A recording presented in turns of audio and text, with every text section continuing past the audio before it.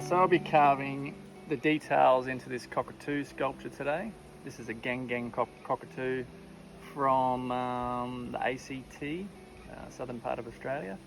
This is just to help visualise how the tool might go across the timber when I'm doing the detailing. When you're starting out, it's good to keep that in mind, how big the tool is for when you're carving in details. So if I mark in something like this, hopefully you can see that there. I know my tool can actually do that in one pass without trying to get into fiddly little corners. So I'll do a series of these patterns here, something a bit like that, and layer it. And most of sculpting is creating an illusion. So if I carve that in and leave that high, it will cast a little shadow, and that's what gives it texture. So I've already shaped it, roughed it out with a chainsaw, and I use my mini carver to do the detailing. Yeah, I've marked out my layering of the feathers.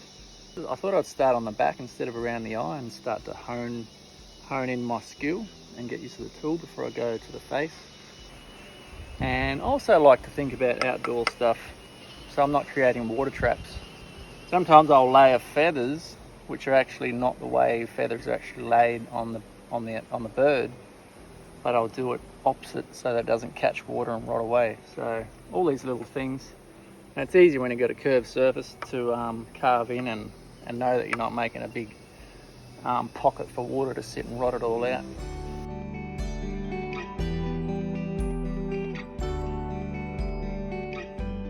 This is actually tallowwood, Eucalyptus microcories. It's pretty hard stuff. This species was actually grown in very sandy soil, so that sand, the silica, comes up through the timber. Sometimes you see sparks. The density of this timber and the silica and all the sand, it's a tool's worst nightmare. Any blade. This is tungsten, which is amazing stuff, and I'm surprised how long it keeps an edge. Well, you can turn those little circles, the little blade, and use a sharper edge. I don't actually do that very often, but if it starts tearing or ripping whatever timber you're using, give it a little turn, and it can last for ages if you don't hit a rock.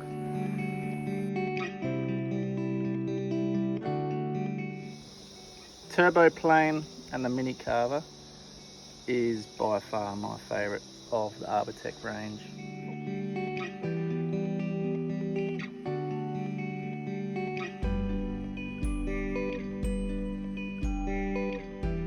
This is my second day with the detailing, and it's a bit of more of a humid, wet day, so I'm getting some really nice. I'm not getting as many tears. Brand new tool, super sharp, but this timber is a bit splintery. Yeah, the texture's come along quite nice.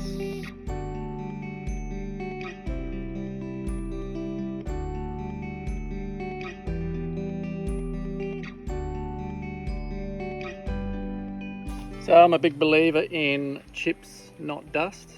Dust also means that you probably got a blunt tool. Yeah, look at those nice chips there. Beautiful chips, little curls on those. It's getting a little bit of a cheeky grin here, and that's sort of what I'm after.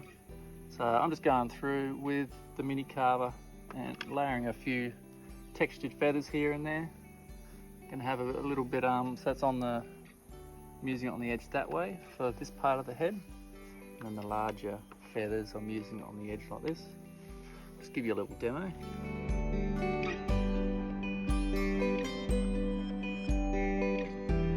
Just to get the tool into the right spot, sometimes you got to move your whole body into position so that you're in the right way.